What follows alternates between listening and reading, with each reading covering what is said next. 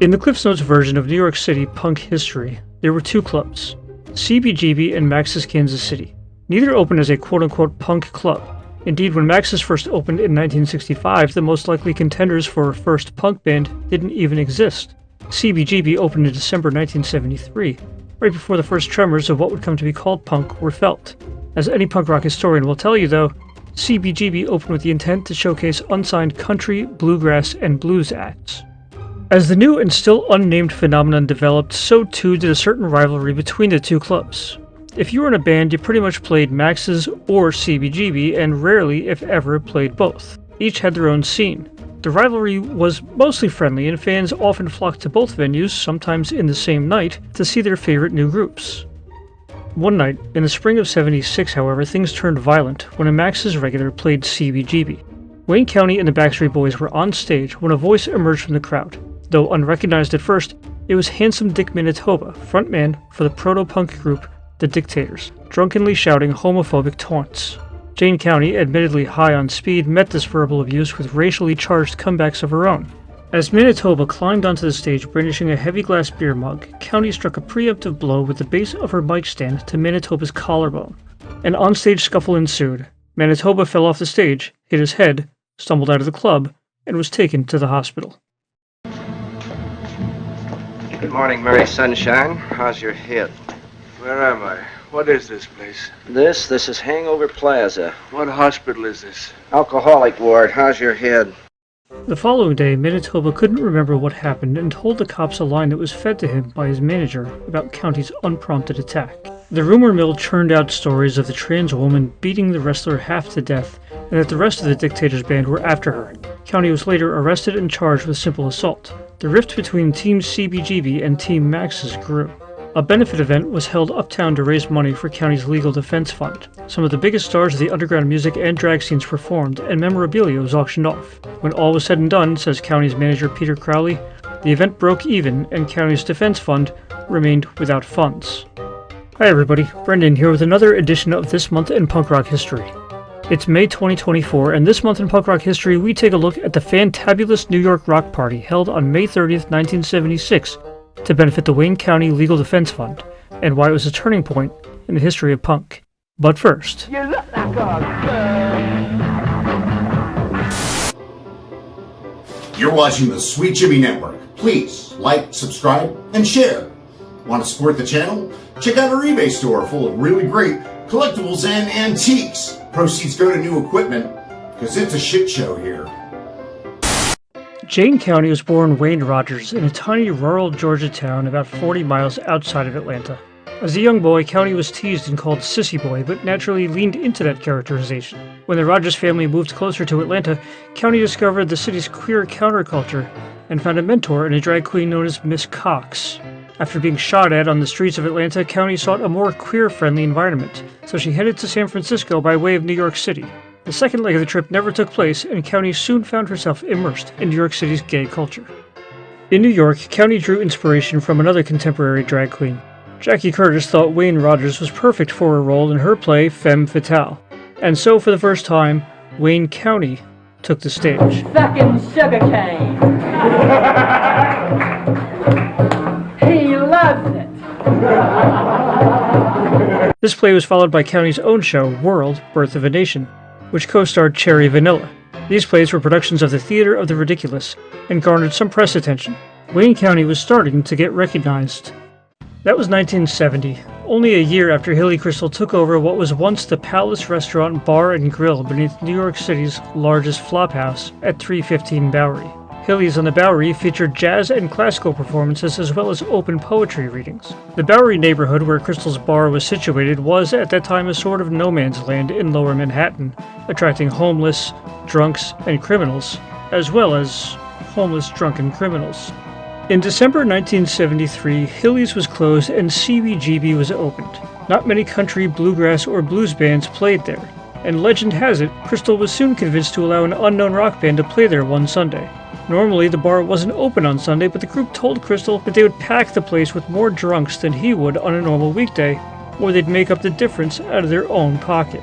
Crystal took the bet and allowed television to perform, ushering in a new era in rock music and giving the country bluegrass blues bar a new identity. As CBGB is reborn, Max's Kansas City dies. The first time. Max's had been open since 1965 and was known as an artist's hangout.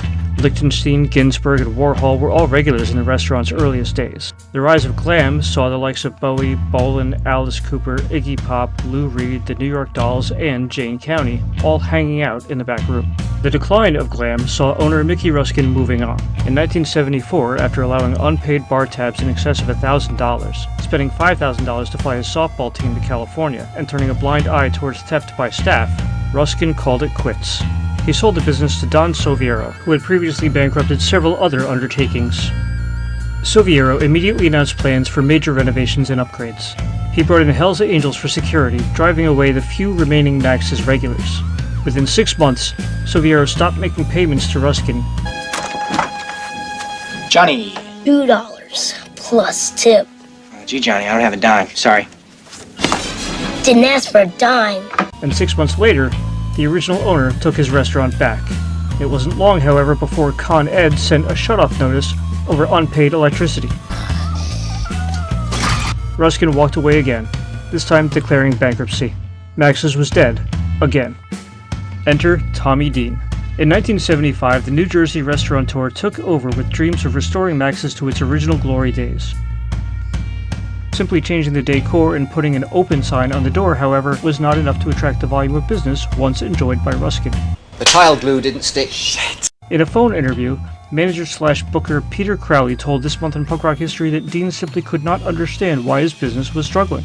Dean turned over the reins to Crowley for Sunday, Monday, and Tuesday nights. After demonstrating success with new bookings, Crowley was given more and more control over the nightclub. Crowley says that at that time, Max's did a decent business during the day and evening as a restaurant, but at 10 p.m., the place converted into a rock club, with live acts such as Suicide, Blondie, The Planets, The Mumps, and Tough Darts, with DJ Wayne County spinning the latest underground hits. And in 1976, Max's Mark III was born. As Peter Crowley breathed new life into Tommy Dean's Max's Kansas City, punk rock was still not a recognized phenomenon. But on March 3, 1975, the Dictators put out their first album, a solid contender for the title of first punk rock album, Go Girl Crazy. The album cover features band roadie/mascot Handsome Dick Manitoba, sporting a wrestler's singlet and a shit-eating grin while standing in the locker room. Manitoba wasn't initially a member of the band. He tells Fear and Loathing magazine that he was friends with the band and so they gave him a job. I was the drunk roadie who would come up on stage at the end of the night and sing one song. My one song was going down better than everything else, so they suggested I start singing 2 songs. And I got more involved from there. It just wound up evolving until I was singing practically everything. Formed in 1973, the Dictators are described in a Penthouse magazine article I just bought him for the articles. as just 4 Jewish boys from the Bronx. They sing of drugs, vomit, smelly feet. With Manitoba to the fore, the Dictators quickly became CBGB regulars. Manitoba tells the online magazine that the Dictators played CBGB 34 times. They were the low culture of the streets put up against the high culture of the elites, writes author Stephen Bieber. And that was the dividing line between Team Max's and Team CBGB. Philip Arcade of the Senders points out that although the 2 clubs were about a mile away from each other, their respective neighborhoods couldn't be more different. Peter Crowley tells This Month in Punk Rock History that there was enough business and industry in the Union Square neighborhood to keep Max's busy throughout the day with lunch, happy hour, and dinner service. At night, it became a magnet for the city's counterculture glitterati and host to some of the hottest underground acts in the city. CBGB, on the other hand, was situated in the Bowery, the long-neglected Skid Row of New York City. The neighborhood had been in steady economic decline since about the time of the Civil War and had, by the time of Hilly Crystal, become known as a haven for the dregs of society. Besides the many saloons lining the street, the predominant business on the 300 block of the oldest road in the city was housing, and I use that term generously, these so-called Bowery bums. CBGB had no illusion of what it was. A dive bar with a stage. Sure, there was a kitchen and they served food. Again, I use that term generously. But the only draw was the music. Word is, stiff bait as jerks off in that chili. I've had words in my mouth. In her memoir, Jayne County says both Hilly Crystal and Tommy Dean barred groups who played at one club from playing the other. Many anecdotal reports uphold this notion, but documentary evidence in the way of newspaper ads and gig reviews suggests otherwise. Indeed, We Black Childers says the respective club owners had a, quote, very good understanding that they actually supported each other. Peter Crowley says that there was a worn path between the two clubs, as fans often tried to game set times in order to get the best of both in one night. But, Marcade says, if you wanted to keep partying even after the sun came up, it was better to move to CBGB, where there were no offices to open or executives to show up, just the same old bums and Hell's Angels.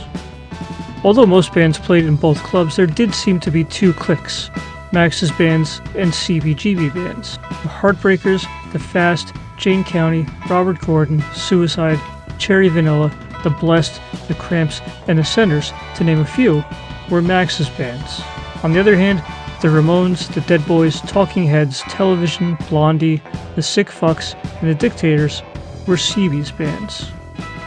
Max's waitress Maria Del Greco describes the rivalry as friendly, at least up until that fateful gig. When the Dictators were dropped from their label due to poor sales, Manitoba went from drunk roadie to drunk heckler. He found a hobby out of getting drunk every night and heckling whomever was on stage at CBGB. Get off the stage, you fucking moron! I've taken shits more interesting than you are! You're not but Larry Sanders' personal fuck bitch! So shut your fucking fat face and get your goddamn bloated ass off the stage, motherfucker! Oh, Jesus, Artie. Good comeback. Del Greco remembers Manitoba shouting homophobic taunts at Tina Weymouth and loudly criticizing Richard Hell. In her memoir, Jayne County tells of Manitoba heckling Blondie before setting his sights on her. Tonight is fight night. When Jayne County was booked to play CBGB, it was a bit unusual, but not a big deal, until the fight with Dick Manitoba. Round one, fight! Accounts of that night differ. In the various oral histories of punk, people are quoted offering secondhand information. Even the accounts of people who were there vary widely based on where they were in the club and which contender they supported. The common elements of most stories include Manitoba being very drunk and heckling the band with homophobic taunts, Manitoba got on stage holding a heavy glass mug, County hit Manitoba with a mic stand, the two engaged in fisticuffs, Manitoba fell off the stage, Manitoba was taken to the hospital with a broken collarbone and a pretty decent head wound. Variations of the story include what specific words were said by either one of them. Some say County egged on Manitoba and challenged him to get on stage and fight. What Manitoba's apparent intent was in getting on stage. Some say he was going to the bathroom, others say he was approaching County. The blow by blow. Danny Fields tells the Village Voice's Frank Rose that County hit Manitoba over the head with the mic stand. County takes sole credit for Manitoba's broken collarbone and head laceration. Peter Crowley says the Backstreet Boys bass player knocked Manitoba off the stage and that County continually tried to get away from Manitoba. How Manitoba left the club. Photographer Bob Gruen says, quote, literally two guys dragged him out. Most accounts say ambulance, some say taxi. But who the hell else are you talking? Talking to me? Dictators bassist Andy Chernoff says he took him. Susan Whitall's article for the June 1976 issue of Cream seems to offer the most comprehensive contemporary coverage of the main event. The article quotes County placing all the blame on Manitoba. Manitoba admits to the heckling but says he was innocently climbing over the stage to get to the bathroom when he stopped to show the band and the crowd his spit trick, in which he hawks a big loogie, lets it hang really low, and then sucks it back in. That is one magic loogie. The next thing I remember, says Manitoba, I get hit with the mic stand. Here's how County tells the story years later in her autobiography. I made a big mistake of taking about 4 black beauties that night. I was speeding out of my fucking brain. Went on stage at CBGB and everything was going fine until I heard someone in the audience yelling, queer, queer, you fucking drag queen. I ignored him. We did another song and he started shouting abuse again. So I said, who the fuck is that? Why don't you come up here and say it, you fucking asshole? So up comes this short, fat, ugly, grotesque creature with curly black hair. It was Handsome Dick Manitoba. When he started at me again, I started screaming at him, calling him a fat pig, really laying into him, and he jumped up on the stage with a beer mug in his hand. I thought he was going to attack me with it, so I picked up the microphone stand. It was one of those ones with a heavy circular metal base, and I just hit him with it right on the collarbone. I heard it crack. He flew off the stage, went headfirst into the corner of a table, and busted his head open. People were screaming and going crazy. Bleeding profusely, Dick Manitoba picked himself up off the floor and got back on my stage and tried to attack me. We started fighting, slugging each other, and finally I got him on the floor, sat on his chest, and started pounding his face with my fists. The band started playing the next song, Rock and Roll Resurrection. While I was singing, an ambulance took Dick to the hospital. The whole place was buzzing. Wayne County had just beaten the shit out of Dick Manitoba, the wrestler. It made the Village Voice and the radio news, but of course they turned it all around. Mad drag queen attacks poor defenseless wrestler. Here's Manitoba telling his story to the New York Hardcore Chronicles podcast. Cool. What's people asking about the Jayne County incident? Is that something we even want to touch on? What happened? It was she got crazy. I got unfairly labeled as homophobic because I said "fuck you, faggot." But the "fuck you, faggot" came at the end of, no one says, like, well, I don't want to get into politics, but no one says the first part of what happened, what went on, that I was, verbally abused for a few lines. And Jayne has become a friend of mine, DJ'd at Manitoba's 15, 18 years, we're friends. Jayne's an avid defender of the state of Israel, as am I. And we talk once in a while, and we're buddies. And it was like, I was drunk, Jayne was on speed. Jayne liked the dictator. She didn't know who I was. Here's a transvestite who's used to running from people and fighting for her life, and some guy on stage calling her a faggot, and she was threatened. So she smashed me over the head with a guitar. It shouldn't have happened. I was stupid. She was stupid. And that's the story. And if anybody else wants to make up a different story and rewrite history, be my guest. Yeah. No, I'm so not a homophobic that I had my podcast. I'm changing it to the Handsome Dick Manitoba podcast from You Don't Know Dick. Anyway, I had a show called Some of My Best Friends Are Gay.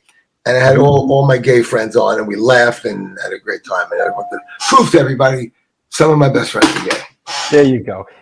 The immediate aftermath of the fight is also subject to varying stories. In Legs McNeil's book, County says she tried to lay low because she had heard the dictator's camp was out to get her. Dictator's guitarist Scott Top 10 Kepner verifies this and says they were talked down. Peter Crowley took credit for that. County says she was picked up by police a day or two later. Crowley says he went with County to the precinct where she turned herself in. County says the press spun the story to make her look bad. Kepner says the press spun the story to make the dictators look bad. Talking Heads bassist Chris France says in his book that he was there with then-girlfriend Tina Weymouth, bassist for Talking Heads. He recalls a benefit show at CBGB for Manitoba to pay his medical bills and suggests County may have been one of the performers. I wasn't able to pin this one down though. If you can nail it down, please leave a link in the comments. As I mentioned in the intro, there was a benefit concert held on May 30th, 1976 for County's defense. Advertised to appear were Blondie, Cherry Vanilla, Divine, at least 1/4 of the Ramones, and at least 3/4 of the Heartbreakers, Make DeVille, The Planets, Suicide, Tough Darts, and, of course, Jayne County and her Backstreet Boys. With merchandise and memorabilia auctioned off and proceeds from the door going to the fund, the show, according to Peter Crowley, was a, quote, financial disaster. Rather than have the show on County's home turf at no extra cost, Tommy Dean, who provided the bail money, rented the Manhattan Center uptown. Crowley recalls the size of the crowd could easily have fit in Max's. He also remembers the Tough Darts stalling for as much as 25 minutes in an effort to allow the crowd to swell. It didn't, and as a result, the rest of the lineup was delayed. The perennial closer, Suicide, wasn't allowed to play. Crowley says the hall was rented until midnight, and as the clock struck 12, the union crew called it a night. County recalls the event in her book. Meanwhile, Max's organized a benefit to cover my legal costs. A hall was hired uptown, and we got some great bands to perform. Blondie, Robert Gordon, the Ramones, without Joey, who was a friend of Dick Manitoba, Divine, Jackie Curtis, Hollywood Loam, the New York Dolls, Mink DeVille, Talking Heads, and Richard Hale. Jackie sang a song standing on a ladder. It was terrible. It didn't work at all. Holly came out in a feather boa and did something. I forget what. We had an auction. We sold an outfit that had belonged to Iggy Pop. A pair of David Bowie's platform boots from the Marquee Special, a signed poster from Lou Reed, some stuff from Andy Warhol. It went on for hours. For the finale, I came out to thank everyone wearing a black and white striped convict's outfit, and I sang Jailhouse Rock and The Last Time. Everyone came on at the end, and we were all jitterbugging on stage. Sylvain from the New York Dolls grabbed the mic and said, "It'll be a long time before anyone calls Wayne County a queer again." County had become so closely associated with Max's that she came to sort of symbolize the nightclub. When Manitoba got on stage that night, regardless of his intention, the Dictator's mascot became the CBGB mascot. Scott Top 10 Kempner says the Dictators were blackballed from all the clubs, and that bands who shared a bill with the Dictators were banned from Max's. Stay out of my territory. Eventually, Kempner says, they were taken in by the defiantly benevolent Hilly Crystal and broke house attendance records at CBGB. Peter Crowley says the Dictators only assumed they were barred from Max's. Crowley recalls booking the Dictators years later at another Max's benefit, where they expressed genuine surprise and gratitude for the warm welcome. Legs McNeil says after the fight there was a big division in New York between heterosexual and gay. McNeil says blame was placed on his punk magazine and claims the Dictators were, quote, blacklisted from Max's. Battle lines were drawn. Seamster Camilla Sally tells Stephen Lee Bieber, quote, "I went from being a New York Dolls fan to being a Dictators fan. Whereas the Dolls were really flirting with this whole sort of effeminate affect, you know, the Dictators were really sort of super macho guys. And the rock and roll was killer. And that's what made it so great." In his own book, McNeil puts himself on Team Dictators, or as he seems to see it, Team Heterosexual, while vehemently denying any hint of homophobia. McNeil calls out the bisexual chic of the 70s. Suddenly in New York, McNeil says, it was cool to be gay, but it just seemed to be about the suburbanites who sucked cock and went to discos. So we said, no, being gay doesn't make you cool. Being cool makes you cool, whether you're gay or straight. So they called us homophobic. And of course, being the obnoxious people we were, we said, fuck you, McNeil then trots out the standard defense of, some of my best friends are gay. Peter Crowley says the perception of a divide between Max's and CBGB is greatly exaggerated. There were a few diehards on either side, he says, who tried to make it a thing, but for the most part, no one cared. In Legs McNeil's book, County expresses regret over the events of that night. Manitoba doesn't absolve himself either. County admits to taking 4 or 5 black beauties before the show and was therefore on edge. Manitoba, as we've discussed, was pretty well drunk. Oh yeah? Gonna step outside? Let's do it. Leading up to the fight, both County and Manitoba expressed mutual admiration. County says she enjoyed the Dictators' first record and played it often while DJing. Manitoba says he was at CBGB that night because he was a fan of Jayne's. They have long since reconciled and have become friends and collaborators. By 1979, the landscape of the New York scene was shifting. The Ramones had been in a movie, Blondie was on the cover of Rolling Stone, the Cramps had moved to Los Angeles, and Max's had become the backdrop for a porno film. Join Carter Stevens as he takes you on a sexual odyssey in the underground world of punk rock. The Dictators still couldn't pierce the mainstream veil, and Wayne County, who had officially adopted the name Jayne County, moved to Berlin. You call yourself transsexual? Oh, I call myself that, yes. Lots of people call me other things. But, but I used to be a man, but I am a woman now, so. Okay. The old guard was gone, and a new era was on the horizon. After being banned in DC, Bad Brains moved to New York City and brought with them what would come to be called hardcore. They made their Max's debut in December of '79. 2 years later, in December of '81, they played Max's penultimate show, headlining above a new hip-hop-infused hardcore punk band. The following night, fresh off the breakup of his recently reformed Gen X, Billy Idol met with friend Steve Missile, drummer for Ronnie and the Jitters. Idol asked if his new band could get up and play a few songs. The Jitters yielded some opening time, and Idol made his solo debut as part of Max's not-so-grand finale. I said, can we jump up and play before you, after you play or something, or before you? And he said, we could get up and play a couple of tunes. And we played Dancing With Myself. We played about 4 or 5 songs. That was, I believe, the last show of the before Max's closed, and it was our first show. Billboard puts Max's time of death as midnight, New Year's Day, 1982. The closure of Max's made CBGB the singular home for New York punk rock. With the growth of hardcore in the 80s, all ages Sunday matinees became a regular event. With the 90s pop-punk revival, the Bowery Bar became a sort of punk mecca for touring bands. In 2006, Crystal lost a protracted battle to renew his lease, and CBGB closed. A 3-day celebration was held, and Patti Smith, one of the first artists to ever take the CBGB stage, and a regular at both Max's and CBGB, headlined the club's farewell festival. The legend of CBGB continues to grow. One of the original awnings is housed in the Rock and Roll Hall of Fame in Cleveland. Countless variations of the famous CBGB insignia adorn t-shirts available from big box retailers, and 315 Bowery now houses a high-end fashion boutique. So that's it for our look at the fantabulous New York rock party. Special thanks to Peter Crowley for actually taking my call. Insights, info, and corrections always welcome in the comments section. Be sure to like and subscribe and all that crap. It's summer vacation time here at This Month in Punk Rock History HQ. We'll be back in 2 months to look at the debut and the finale of the band who became synonymous with the genre.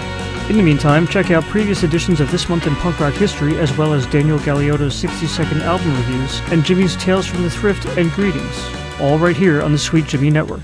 For This Month in Punk Rock History, I'm Brandon McCabe.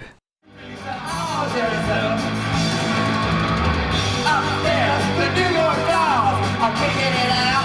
I'm looking at